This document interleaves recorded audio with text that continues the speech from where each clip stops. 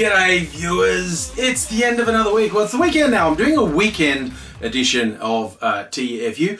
Bit late. I thought I'd finally get around to it. I mean, look, there is no point in us indulging the question of who did and who didn't have too many cocktails on Friday and Saturday night, so they weren't really up to making a video. We don't know if anyone falls into that description, and it would be too rash a judgment to say that that was a thing that had happened. So I think we will let all this pointless conjecture slide, go off to the side, and I'm going to talk about a few things I saw this week that were pretty fucked up in different ways. First up, in, medical world, there was this thing. Now what's that, you ask? Is it one of Melania Trump's White House Christmas decorations? Maybe it would fit right in with other stuff she's put up there. I called this sort of top of the list of shit I didn't think I would read about this week. What that is a blood clot coughed up by a patient in a hospital that turns out to be a perfect map of his right bronchial tree. There's a lot to unpack in that. Basically, this dude is in emergency, chronic heart failure, whack you up with all sorts of drugs when that happens, and they can have additional complications. They give you something to stop making blood clots, and that can actually have an adverse effect if there's somewhere where you need a blood clot, and then they can put other stuff to counter that. But basically, this person was not well, and they're being treated, and they cough super hard. I'm just imagining harder than I've ever coughed in my life. And this lump comes out, and the doctors go, oh, that's big and gross. But then they looked at it, and they could actually unroll it, and it was intact. The dude had been bleeding into his lung, and had filled his right bronchial tubes with blood which coagulated, which was stopping him from breathing, surprise, surprise, and he coughed super hard. And it's like, it would be one thing if you were suffering from that much blood clotting in your lung and you coughed up pieces. That would be amazing and gross. But to cough up such a huge blood clot, and it turns out to have been a perfect cast of his right bronchial tree. Now, you'll never believe it, but the doctor said, ooh, that's unusual. Don't see that ever. There have been instances in the past, obviously, where similar things have happened, usually with people who've ended up dying. This guy didn't die, so, happy ending. But, yeah, imagine going down in the medical annals for that. I mean, Aussie has got a lot of things in the medical books for, wow, never seen that before. I will have to ask him, but to the best of my knowledge, he's never coughed up enormous blood clots that were essentially a map of his lung. I guess if blood and gross things affect you badly, that might have been a bit upsetting. Yikes. Trigger warning, I guess. But yeah, that was really, to me, so out there.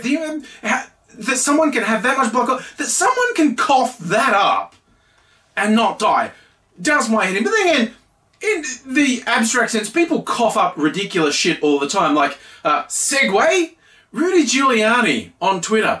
This is probably my favourite funny thing that happened this week. Rudy Giuliani's doing his typical sycophantic Trump tweeting. He's so far up that guy's ass, he would know whether he has colon cancer.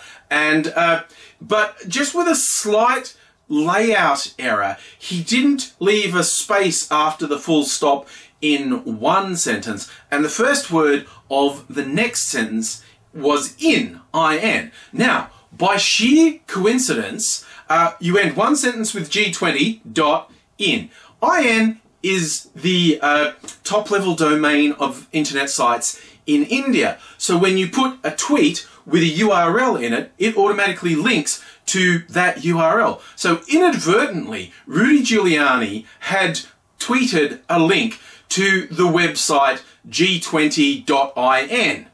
Lucky for him, that isn't a website that exists. it didn't exist when he typed that, but because of a rather quick thinking and clever individual, it soon did exist. Someone realized what that was. Giuliani had inadvertently created a web link to a website that didn't exist, so this guy registered that domain, g20.in, and just had a screen with a text on it, Donald Trump is a traitor to our country. So you end up with a situation that it looks like Rudy Giuliani has tweeted a link to a website that simply says Donald Trump is a traitor to our country. Now that in itself was funny. I loved that. When I saw that, I just thought that was really cool. Like someone very quick thinking, very quick acting, and they got that to happen. Made Giuliani look a bit stupid. Now, you might think that when that was brought to his attention, he might have even deleted that tweet. But no, he actually doubled down on the stupid and made the whole thing funnier by tweeting, well, you could paraphrase it with, Grandpa doesn't understand the internet, but this mental giant who had put himself forward as Trump's primary advisor on the cyber, he was going to be the cyber security czar, he doesn't know the basics about how links work. He then went on to assert Twitter has a vendetta against him. Twitter allowed someone to maliciously insert a link into his tweet that said a terrible thing about the president. And oh, this is just proof Twitter hates conservatives. This is a conspiracy. And it's like, no, dude, it's an absolutely simple, fundamental thing. You, by accident, created a web link.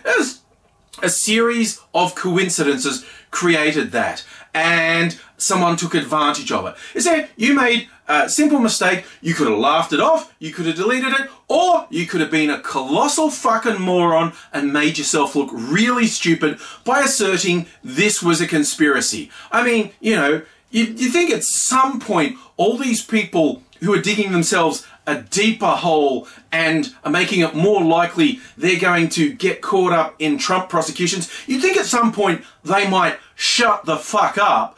But fortunately, they're too stupid and they keep making themselves part of this shit show. I mean, for fuck's sake, with the memo that Mueller released at the end of the week, Subject 1, aka Trump, it was clearly stated their witness asserted under oath that he broke the law under direct orders from Trump. And to which Trump mysteriously tweeted, "President exonerated." And he's like, no dude, that's you. The person involved in a criminal conspiracy, that's you. That is not exonerating you. That's the opposite of exonerating. It's honorating you. It's basically incriminating you really, really bad. It's basically Mueller saying point blank, we have depositions stating unequivocally Trump was involved in criminal activity. The way this shit has got to come flying apart next year when the Democrats actually have control of Congress and can launch their own inquiries and actually table some of this evidence. Again, everything's so fucking strange. I absolutely refuse to predict exactly what's going to happen. But with people as stupid as Giuliani claiming to be among Trump's top advisors, I mean, this could only possibly end in an absolute clusterfuck. But we will have to wait and see. And one last one I wanted to talk about.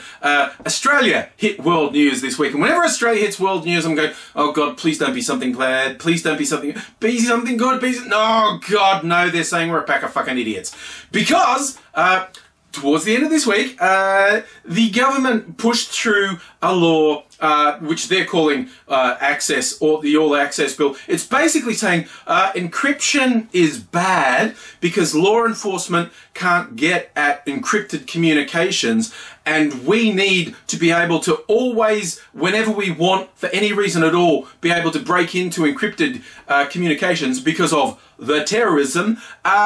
So there's a law that is, on its surface, going to mandate that when the government says so, technology companies have to provide them a backdoor to any encrypted app, communication, whatever. And what they have failed to acknowledge forever is you cannot put a backdoor into security software where the government has the key and not have that backdoor exploited by bad people. I mean, the simple fact is they can target the big companies that will affect the ordinary consumers who use products from the big companies, but there will always be fringe software that encrypts communication that operates outside of boundaries the government can control, and so criminals will still have encrypted communication. Non-criminals will not have encrypted communication. And you go, but I don't do anything secret. I don't need to encrypt my communication. Motherfucker, every transaction, financial transaction you do online is encrypted. And if the government is demanding backdoors to encryption software, that opens the floodgates to criminals getting that way to break encryption software, which basically renders everything on the internet unsafe. And one other offshoot of it is that if technology companies look at this and go, we can't comply with this when Australia wants us to because it's so bad, nobody else in the rest of the world will do business with us if this exploit is available. Part of the law is if you give the government the backdoor, you're not allowed to tell anyone you've given the government the backdoor. So therefore, if you're a software company subject to this law in Australia, nobody anywhere in the world can trust your software, which is kind of an impediment to doing business with security software. It's a little bit limiting, and the real salt in the wound on this one is because the government doesn't really have the numbers to push this through because they're a minority government now, and they were browbeating the Labor opposition. You have to vote with us. You have to support this. Otherwise, you're with the terrorists. You even had fuckhead Christopher Pyne tweeting, literally tweeting, oh, Bill Shorten, Labor leader, is supporting terrorists and pedophiles by obstructing this. It's just like, that's absolute debasement of public discourse. Stopping proper discussion of the real issues with ridiculous, slanderous bullshit like that. And even Pyne knew he overstepped the mark because he deleted that, but everyone saw it and saved it. It's like, fuck you, man. But Shorten fucking crumbled. At the last minute he went, oh, but they're saying we like the terrorists. We don't like the terrorists. We're actually cool. We're fucking invading people's privacy as well. And so he capitulated and said he'd go along with it and they're going to look at amendments later, which is fucking useless. And oh my God, it made me sick. Seeing people online, sort of diehard, rusted on Labor supporters defending this fuckery going, oh, but what if there'd been a terrorist attack over Christmas and they could have used this as a big stick to beat the government and say, oh, they love the terrorists, and would you prefer the Liberals win the next election and Labor lose it because they had principles? Like, this is textbook false dichotomy. You're inventing something that isn't even real. It's like, oh, they had to support it in case there was a terrorist attack. Well, why didn't they have to support it in case purple polka-dotted 10-horned rhinoceros that lives at the bottom of the garden burst out and killed everyone, and its plans were hidden by encryption, and if we'd broken encryption, this evil bloody rhinoceros wouldn't been able to kill people? It's not real, okay? I mean, show some fucking guts. In Victoria, in the state election, the opposition drummed hard. The Conservative media went hard with these racist lies about crime being out of control and whatnot.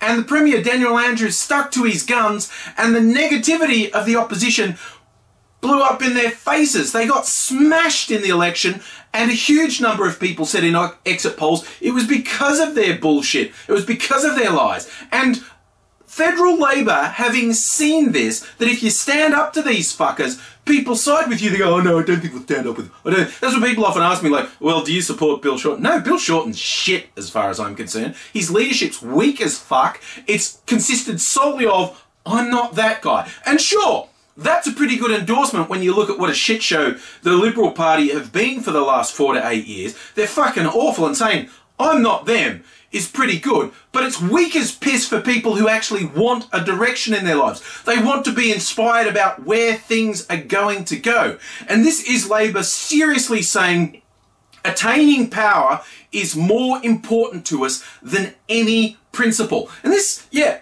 I understand when people get jacked off with politics because this is bullshit. They're having a clear opportunity to stand up and say, you're talking shit. That fear-mongering about terrorism is shit. We're going to stand on principle and not let a law go in that jeopardizes online communications for everyone. But no, weak as piss, Bill fucking short and folded, and apparently Labor's own surveys after have got Labor rank and file saying, what the fuck is wrong with you, you loser?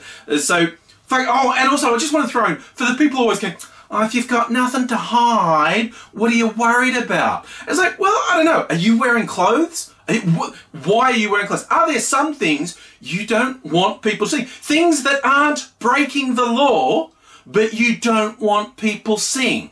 Everyone has it. Do you have locks on your front door? Why? If there's nothing in your house to worry about, why is it? So it's to keep the criminals out. Well, that's why you have encryption for fucking secure transactions. And this will break that. And I always come back to the, oh, if you've got nothing to hide, you've got nothing to worry about. I love the quote attributed to Cardinal Richelieu, which is along the lines of, give me 12 lines written by an honest man, and I'll give you a reason to hang him. If authorities want to fuck you over, they will find a way to justify fucking you over. We have people being killed in custody and the cops come off scot-free when they murdered a defenseless person. In the US, cops who shoot people get away with it. If those people in authority want to get you, they will get you. The idea that if you don't have anything to hide, you have nothing to fear is complete fucking bullshit.